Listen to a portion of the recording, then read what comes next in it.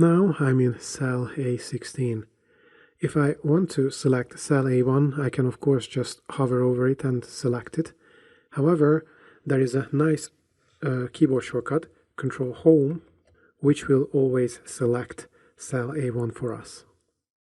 It can be quite useful if you have thousands or tens of thousands and rows and you scroll a lot, and you can quickly and easily go back to the beginning of your table.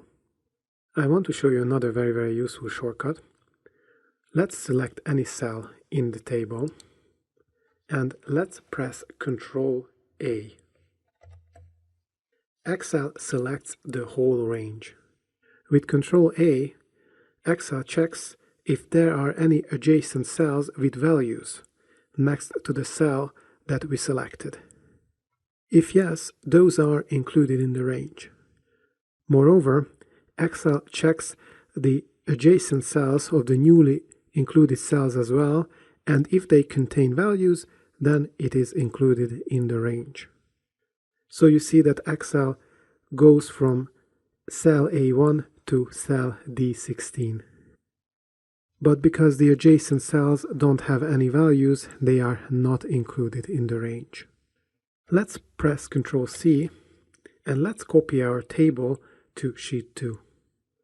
Before pasting, however, notice that Excel wants to help us, so once we are copying this range or once we are in this range, Excel actually tells us that there is this quick analysis tool which could help quickly analyze our range, our data, and we have some options here. So we can insert chars, totals, we can calculate totals, and we can have some formatting options as well. So if I hover over them, you see what happens.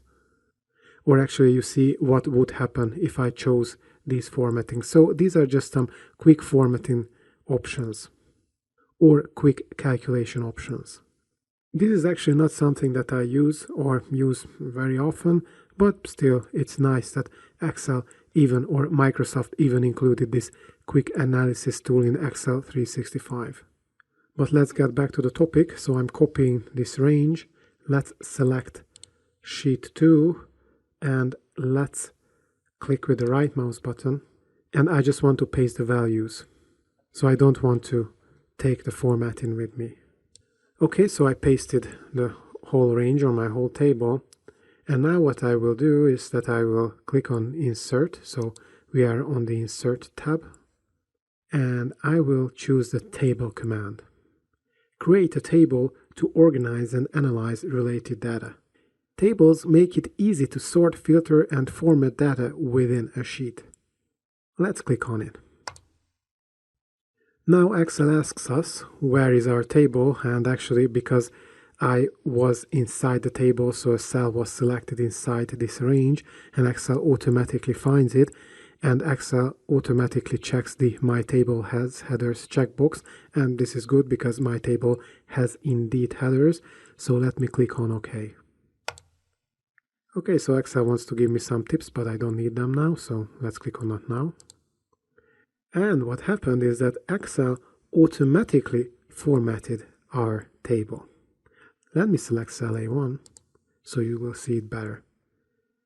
Excel not just automatically formatted the data, but it gave us filters automatically. You can change the style if you don't like it. But notice on the ribbon we have a Table Design tab. If I click out of the table, then this tab disappears. But if I click back into the table, so if I select a cell inside the table, then the Table Design tab reappears. Now we have some cool options here. For example, removing duplicates, but we will not discuss it now. We are concentrating the design now, the design of the table. Let's just check how we can change the table styles. So let me click on this downward pointing arrow, and you see that while I'm hovering over these predefined styles, Excel shows me what they would look like if I chose them. We can also define a completely new table style, or I can just clear the style and then it will be the plain Excel style. So let me just clear it. So the filters are staying, but now we don't have any nice colors. What is really interesting, however, is that now that we don't have this blue color, you see that at the end of our range, so in cell D16, we have this blue corner at the bottom right. This indicates the end of our range, and the cool thing about tables is that they automatically resize themselves. A bit later I will show you what I mean exactly. But what is important for us is, let's go to the name box here. You see it's called name box. And now it shows us B3, so the cell that we selected, but let's click on this arrow. And now we see the named ranges that are available on this sheet 2. Now if I go to sheet 1, and if I go to the name box, you see that the sold items 2 range is also available because it is scoped only to this range. But let's get back to sheet 2 actually. And you see that something happened, so we have a table 1 range now. When we created or inserted this table, then Excel automatically assigned the name table 1 to it. Let's confirm this in the name manager. And indeed we have table 1 here. We cannot adjust its reference. And let's check the filter. What if I filter for table names? Yes, then I have table 1 here. So this is what Excel recognizes a table when we insert a table. And the styling and the automatic filters are not that important. However, I think the style looks quite good. What is important that this range will resize itself as we add or remove rows from it. Let's start with autofit in column D. Now it's better. And let's actually rename our table. So let's go to the name manager. And we have table 1. So what I meant by our table is table 1 actually. Let's click on edit. And let's say that it's my data table. You see that I cannot even change the scope, so it must be scoped to the workbook, and I cannot change the reference either. Let me click on OK. And now you see that the name has changed, but the reference is the same. Okay, I can close this. Let's go back to sheet 1. So our original table, which is not a table by Excel standards. Now in cell E2, I will sum the values of the sold items column. So the name was our table, yes. So we get the correct result because only the sold items column has numbers in it. But what happens if I change the EMEA text to 1000? Now the sum automatically updated, so this is not good. So let me just undo this. And let me add a new row. I already added a new row earlier, but then I removed it. So it should be Pamela Smith, I think. And Pamela works for the West Sales Company. She sold 1,730 items. And EMEA region is good for us. Actually, I will format paint this whole row. So now it looks good. However, the sum function or our formula did not get updated automatically, though we added a new row to it. Let's go to sheet 2, and not in cell E2, but in cell F2, let's put this formula. The reason why we have to avoid column E and cell E2 is that it is next to our table. And if we start adding data next to our table, then it will ultimately be included into our table. Let me show you actually what I mean. So let's put test here. And you see that Excel automatically expanded this table, so expanded our range. And if I go to the name manager, you see that now my data table refers to cell E16 instead of cell D16 as originally did. So let's close this and let me just delete this. Actually, I have to delete the whole column. And okay, now the cell has been, the range has been resized, so our data table has been resized. And now we have the end of the range in cell D16. So let's go to cell F2 and then sum the sold items. I will select this range. Oh, very interesting. So if you have a data table, you can refer to the cells in a column like this. So the name of the table, my data table, and then we have square brackets, and inside the square brackets we have the column header. Let's close this formula, and wow, the amount is good. So the result is good, is the same as on sheet 1. Let me add Pamela Smith to this table. So I will just paste the values, I don't want the formatting.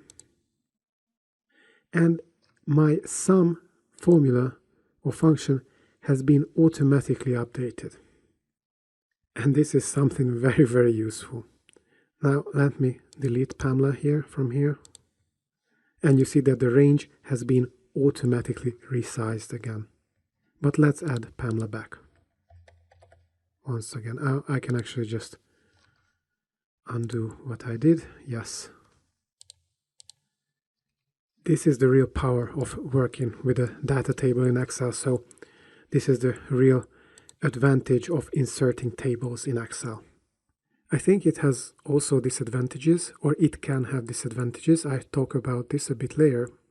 But the advantage here is that we can refer to the individual columns of the table. And if, for example, I add a new column that has numbers, then my sum function will still give me the correct result. And I can expand my range, I can delete rows, and it will automatically be resized. Or maybe it's better to say that it will automatically be re-referenced. Now if I go back to sheet 1, the thing is that if I add a new column here and I put numbers in it as I showed you, when I changed EMEA to 1000, then my sum function will give me the wrong result. And if I add rows or delete rows, I have to go to the name manager, and actually I have to manually adjust the names. Let's just do that actually. So this is the our table named range. Let's edit it. And I want it to refer to cell D17. Let's click on OK. Let's close this. Now my sum function has been automatically recalculated, which is nice, but each time I add a new row or I remove a row, I have to go to the name manager and re-reference my range, which is not a good idea because sooner or later we will make mistakes and then our calculations will be incorrect. Let me go back to our table, and actually I want to use a different style for this table. So it's good that I clear the style because you see clearly this little bluish or purplish corner here. But now that you know that it is there, I can go to table design and I can choose another style.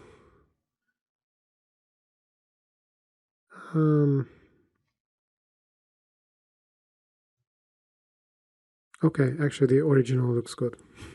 So let's go with the original. Oh no, actually it was not the original, this was the original maybe. But okay, let's go down with this blue table style medium 6. So now our table looks a bit better, and actually if you want you can uncheck the branded rows and then there will be no color in the rows, but I like it. We could also add a total row and Excel would make some automatic calculations, but we don't need that now. Now we can also have banded columns. So if you like this style more, then you can check this option. I don't like it that much, to be honest. And you can also make the last column bold quickly and the first column bold quickly. It can be actually quite nice now that we have names in the first column, and the names are the most important part of our data, so we have to know to whom the data belongs to in columns B, C, and D. So actually I think it's nice that we can make the first column bold. And we can also add or remove the filters. So these are just some very quick styling options that we can do to our table. I mentioned earlier that I think that it can be disadvantageous to work with tables. Now, I don't mean just tables, but named ranges in general. If you have just a few named ranges, or maybe 10 named ranges, and it's quite obvious what they refer to, then it's fine. But if you have a really big workbook and you have 50 named ranges in it or 100 named ranges in it, then you can quickly get lost. And you might not remember what the named ranges refer to, so you always have to check them in the name manager. Or the worst option is actually that you misremember the named range and you use a named range in a calculation that is totally false. It is less convenient, but it is much more obvious if you use the actual ranges in your formulas.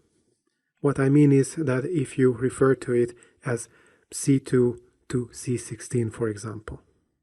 That way, you and the people who you collaborate with will see what range you're applying in a formula.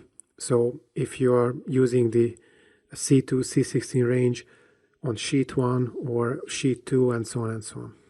So they don't have to go to the name manager and check what your named range refers to. But at the same time, if you have data to which you always add more and more rows, then it is worth using a data table, because your calculations will be better, more consistent as time goes by. Because a data table automatically re-references itself and you don't have to deal with that manually.